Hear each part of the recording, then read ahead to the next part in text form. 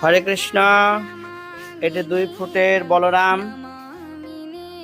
আপনারা দেখতে পাচ্ছেন এর হাত এবং পুরো বডি কোনো রকম কাঠের জয়েন্ট নেই, শুধু হাত আলাদা করে জয়েন্ট করা হয়।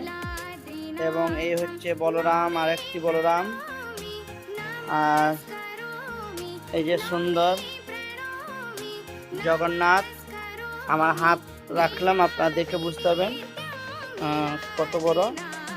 এবং এই হচ্ছে বনটাইট আঠা, এই আঠা ইউজ করা হচ্ছে। এবং এই আঠা সমস্ত বডিতে দেওয়া হচ্ছে। আপনারা দেখতে পাচ্ছেন এই আঠা দেওয়ার পরে সহজে নিম কাঠ যে ফেটে যায় সেটা ফাটবে না। এই যে